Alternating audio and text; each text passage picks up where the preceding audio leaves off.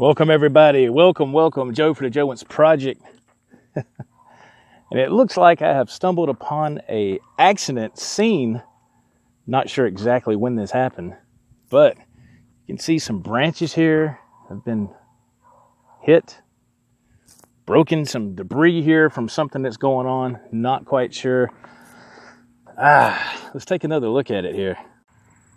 So here's the main road right here. See some cars coming right here. So apparently it seems like they came from this direction and veered off the road and hit the stop sign. Look at that. It is just demolished. It is hit right there. What we got there? Oh, Lord. Rear view mirror. Yeah. Wow, man. Somebody really did some damage here, boy. My goodness. I think there's another piece of evidence right here. Yep, there we go. Another mirror. Sure enough. Golly. Whew. It's not good. Now we gotta wait for the state to come out here and fix this stop sign that has been taken out.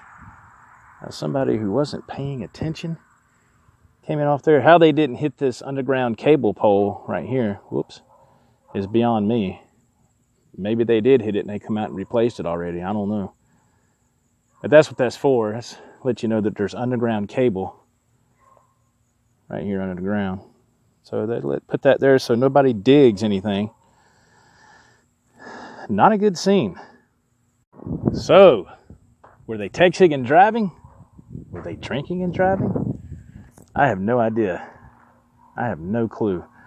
Our house is just right over there, and my wife was asking me yesterday when I got home early Friday morning, did I notice any of this? And I didn't notice any of it, so it must have happened not long after I got home, I guess, somewhere along in there. Get that mirror out of the way. I got home early Friday morning. Well, it wasn't that early. I guess it was about, 5:30. And had a little something quick to eat, and I went to bed. So I was out. So I didn't hear anything, and it's right here on the corner. Kind of scary. And these trees here, now I'm in my yard. These are Leland cypress trees. And we did have one right in here that got hit from a driver on the road, drunk driver.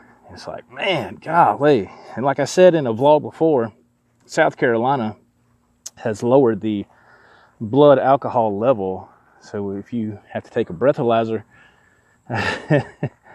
you're in big trouble. So you can't really have anything to drink, which is, that's not smart to do anyway. Don't drink and drive. I know I don't. My bread and butter comes from driving, so I would not suggest that to anybody. If you're going to do that, have somebody else drive. I know it's not to try to sound like a public service announcement, but I mean, it's common sense, So if I have anything to drink, which is not often at all, I do it here at home.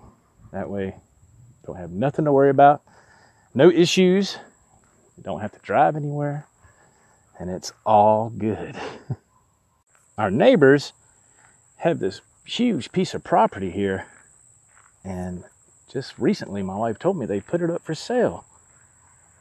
They sure have. So it's kind of like a little ranch style property, I guess you could say. You got some horses over there, and it's pretty nice. I mean, it's I really hate to see these people go.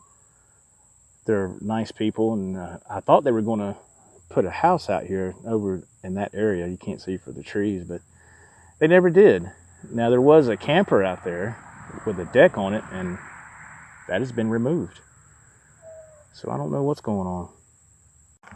I think maybe that they might have kind of fallen on hard times a little bit, which is understandable. It can happen to anybody within an instant, So they put the property up for sale.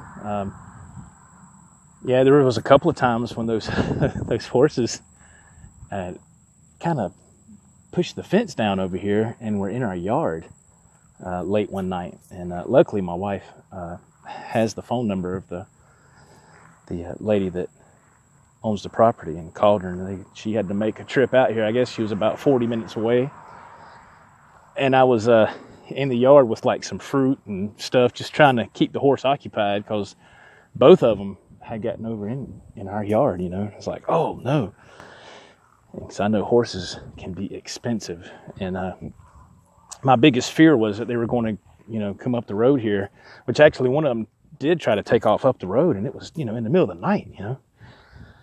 And I was like, oh God, man, I don't want to see nothing happen to a horse. So we kept them busy. And then she got here and got them back in there. And we tried our best to push the fence back up and prop it back up. It's kind of a thin wire kind of deal, you know, on the fence. And her husband came out the next day and repaired it. So that was good. And then he made it an electric fence on the top too. So they can't get close to it. And I think they were leaning over trying to eat some of the grass out of our yard or something. They were doing something got them curious, and but thankfully that hasn't happened again, and no horse got injured or got lost. That was good. So there you go, you get the first look, like I did, on this recent accident scene here. This happened within the past, you know, 24 48 hours, something like that, you know. It just goes to show you crazy stuff can happen out here in the country too. You know, it's not always in the city. It's just, you just never know. And so be careful, everybody. Be careful while you're on the road. And just too many crazy people out here. So be safe, everybody. Have a great day. Thanks for watching. This is Joe from Joe Wentz Project. And hopefully we'll see you next time in the next video. Take care, everybody. Bye-bye.